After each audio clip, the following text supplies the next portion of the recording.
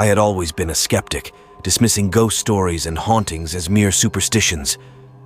That was until I inherited the old Whitaker mansion, a sprawling estate shrouded in rumors of the paranormal. As I crossed the threshold for the first time, the air felt unnaturally cold, and the silence was suffocating. The first night was unsettling. Shadows danced across the walls, and the floorboards creaked under the weight of invisible feet. I told myself it was just the house settling, but the feeling of being watched was undeniable. On the second night, I awoke to a low, mournful wailing that seemed to emanate from the very walls. I searched for the source, only to find nothing but the echo of my own footsteps. The portraits of the Whitaker family seemed to follow me with their eyes, their expressions twisted in silent screams. By the third night, I was convinced I wasn't alone. Objects moved on their own, and whispers filled the rooms, speaking in tongues I couldn't understand.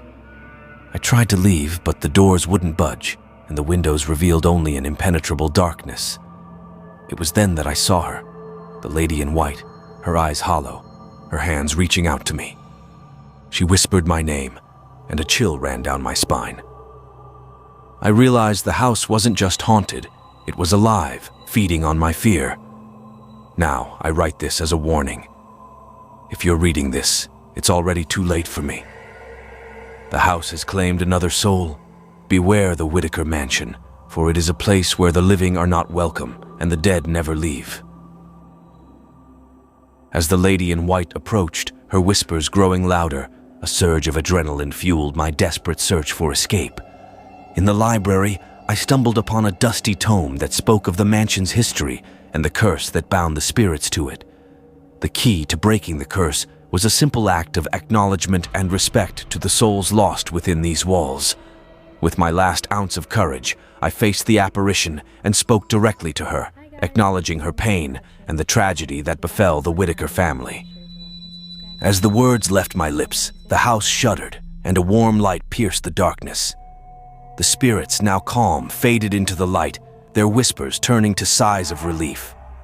The doors unlocked, the windows cleared, and for the first time since I entered, I saw the dawn. I walked out of the Whitaker mansion, a survivor of its horrors, forever changed by the encounter. The house behind me stood silent, its curse lifted, and its halls finally at peace. As I left the Whitaker mansion behind, the sun's rays felt like a benediction, healing the wounds of the night. The townsfolk who had watched from a distance approached cautiously, their eyes wide with disbelief. They had never seen anyone emerge from the mansion after dark. Word of the mansion's liberation spread quickly, and soon historians and paranormal enthusiasts flocked to the site.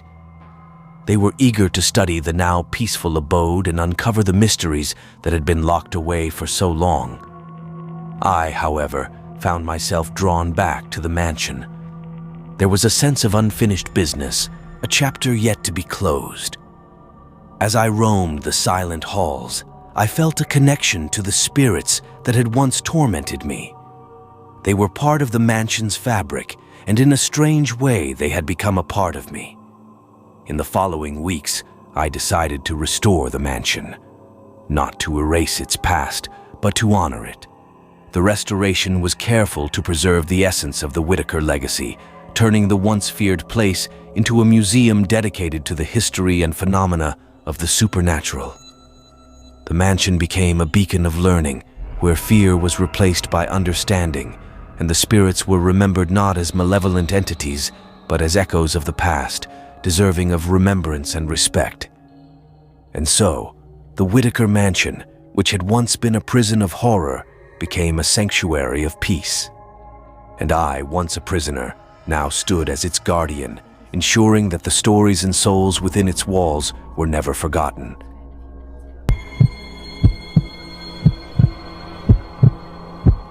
I had always wanted to spend a night in a haunted house. I thought it would be fun and exciting, and maybe even romantic. That's why I convinced my girlfriend and my family to join me for a weekend getaway at an old mansion that was rumored to be haunted. I had found it online and it looked amazing. It was a huge Gothic-style building with a tower, a balcony, and a garden. It had been built in the 18th century, and had a history of mysterious deaths and disappearances. The owner, who lived in another city, had agreed to rent it to us for a very cheap price. He said that he didn't care about the rumors and that he just wanted to make some money from the property. He also said that he would leave the keys in a mailbox and that we could check in and out whenever we wanted. It sounded too good to be true. We arrived at the mansion on a Friday evening after a long drive. We were all tired and hungry, but also curious and excited. We parked our car in front of the gate and walked to the mailbox. I opened it and found the keys. I also found a note that read, "Welcome to the mansion. I hope you enjoy your stay. Just a few things to remember. Don't go to the tower, it's off limits. Don't go to the basement, it's dangerous. Don't go to the attic, it's haunted. Don't go out after midnight, it's not safe. Don't disturb the ghosts, they don't like it. Have fun." I read the note and laughed. I thought it was a joke or a prank. I showed it to my girlfriend and my family, and they also laughed. We didn't take it seriously. We thought it was part of the fun. We took the keys and opened the gate. We walked to the mansion and entered it. We were amazed by what we saw. The mansion was beautiful and well preserved. It had a large hall with a chandelier, a fireplace, and a staircase. It had a living room with a sofa, a TV, and a bookcase. It had a kitchen with a fridge, a stove, and a microwave. It had a dining room with a table, chairs, and a cabinet. It had 4 bedrooms, each with a bed, a closet, and a window. It had 2 bathrooms, each with a shower, a sink, and a toilet. It had everything we needed and more. It was perfect. We chose our rooms and unpacked our bags. We decided to have dinner and then watch a movie. We ordered pizza and ate it in the dining room. We talked and joked and laughed. We were having a great time. We finished our meal and moved to the living room. We turned on the TV and looked for a movie.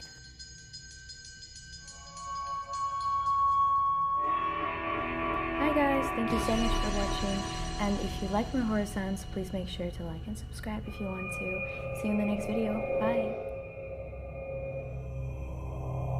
We found a horror movie and decided to watch it. We thought it would be fun and scary and appropriate. We sat on the sofa and cuddled. We started the movie and watched it. It was about a group of friends who went to a haunted house and got killed by the ghosts. It was cliché and predictable and cheesy.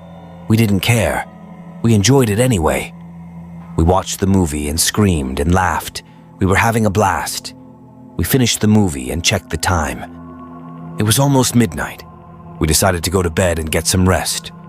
We turned off the TV and the lights. We got up and walked to our rooms. We said goodnight to each other and kissed. We entered our rooms and closed the doors. We got into our beds and turned off the lamps.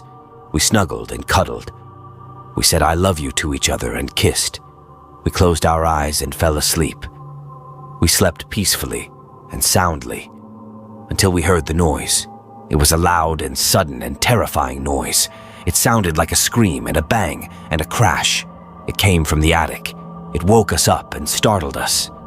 We opened our eyes and looked at each other. We were scared and confused and curious. We wondered what it was and what it meant. We got out of our beds and put on our clothes.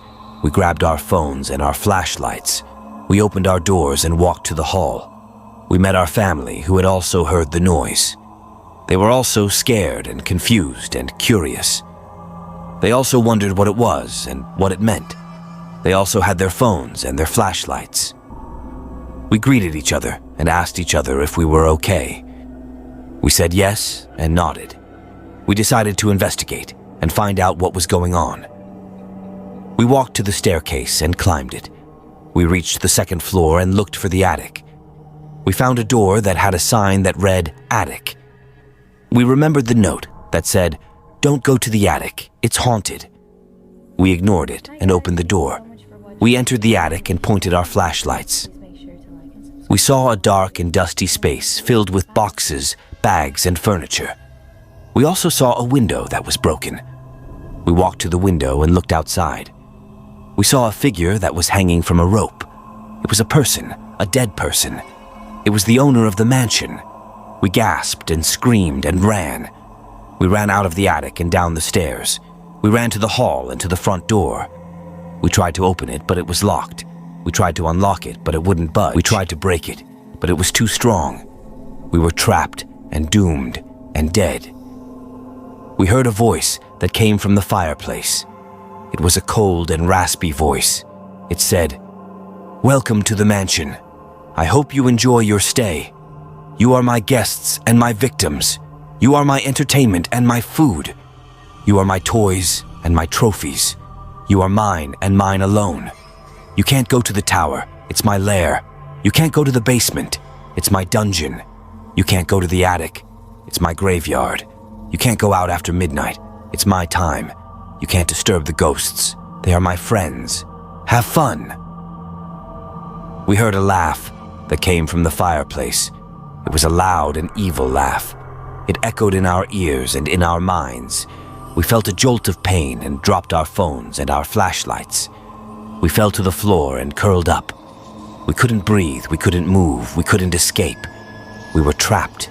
We were doomed. We were dead.